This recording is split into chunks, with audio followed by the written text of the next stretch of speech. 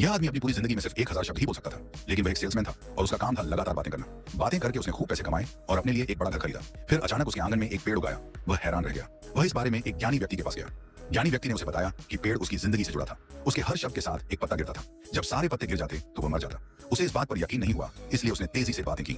मुझे अपनी baby back, baby back, baby back चाहिए। मुझे अपनी baby back, baby back, ribs चाहिए। पेड़ से पत्ते झड़ने लगे। गुस्से में उसने कुल्हाड़ी उठाई और उसे काटने की कोशिश की, लेकिन वह पीछे की ओर फेंका गया और उसके पेट पर एक निशान बन गया। उसके पास बात करना बंद करने के अलावा कोई चारा नहीं था, इसलिए उसने लिखना शुरू कर दिया। लेकिन पत्ते फिर भी गिरते रहे। बोल ना पाना बहुत तकलीफदेह था। सिर्फ हाथों के इशारों से कॉफी का ऑर्डर देना। गलती से उसके पास 6 कप आ गए। एक अंधे आदमी ने उसे पूछा कि क्या सड़क पार करना सुरक्षित है। वह चुप रहा। अंधे आदमी ने उसे धन्यवाद दिया और सीधे ट्रैफिक में चला गया। वह उसे बचाने के लिए दौड़ा, जबकि कारें एक के बाद एक टकरा रही थी। कॉफी हर जगह उड़ रही थी, लेकिन अंधा आदमी सुरक्षित पार हो गया। उस रात उसकी क्लाइंट्स के साथ एक मीटिंग थी।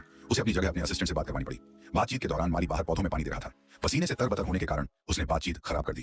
क्लाइंट गुस्से में चला गया। उसके बॉस ने उसे दूसरी मीटिंग में भेजा। जब वह वहां पहुंचा तो माली कीटनाशक का छिड़काव कर रहा था। उसे चक्कर आने लगे और वह नशे में लग रहा था। उसने अपने बॉस की नाक में कुकी भी घुसा दी। उसके बॉस ने उसे तुरंत नौकरी से निकाल दिया।